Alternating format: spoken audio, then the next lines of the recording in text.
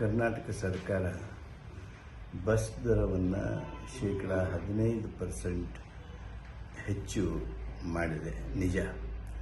ಆದರೆ ಇದು ಅನಿವಾರ್ಯವಾಗಿತ್ತು.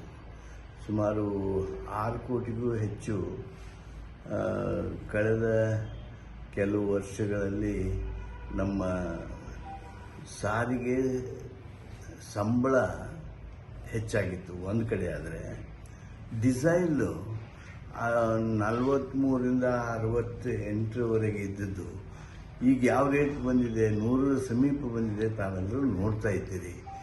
ಈ ಹೆಚ್ಚುವರಿ ಡಿಸೈಲ್ ದರವನ್ನು ಇಲ್ಲಿಯವರೆಗೆ ಅರಗಿಸಿಕೊಂಡು ಸಂಸ್ಥೆ ಭಾಳ ಕಠಿಣ ಸ್ಥಿತಿಯೊಳಗೆ ಕೆಲಸ ಮಾಡ್ತಾಯಿತ್ತು.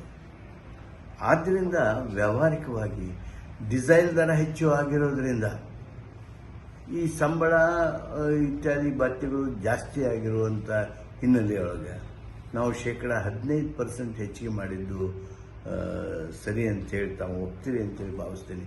ವಿರೋಧ ಪಕ್ಷದವರು ಹೇಳ್ತಾ ಇದ್ದಾರೆ, ದರ ಏರಿಸಿದ್ರು, ಅದಕ್ಕೆ ಪಾಪರ್ ಆದರು, ಅದಾದರು ಇದಾದರು. ನಾನು ಕೇಳ್ತೇನೆ, ಹಂಗಾರೆ ಡಿಸೈಲ್ ದರ ಏರಿಸಿದ್ರಲ್ಲ, ಸೆಂಟ್ರಲ್ ಗೌರ್ಮೆಂಟ್ ಪಾಪರ್ ಆಯ್ತಾ? ಎಷ್ಟು?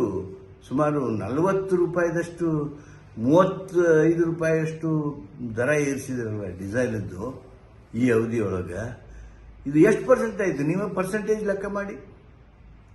ಇದನ್ನೇನು ನೀವು ಲೆಕ್ಕ ಮಾಡೋದಲ್ವಾ? ವ್ಯಾವಹಾರಿಕವಾಗಿ ನೋಡೋದಲ್ವಾ? ಎಲ್ಲದರಲ್ಲೂ ರಾಜಕಾರಣವೇ ಸರಿಯಾದದ್ದಲ್ಲ. ಆಂಧ್ರ, ತೆಲಂಗಾಣ, ಮಹಾರಾಷ್ಟ್ರ ಇವೆಲ್ಲವುಗಳಿಗಿಂತ ನಾವು ಹೆಚ್ಚು ಮಾಡಿದ ನಂತರವೂ ಸಹಿತ ಕಡಿಮೆ ಇದ್ದೇವೆ. ತಮ್ಮ ಗಮನಕ್ಕಿರಲಿ.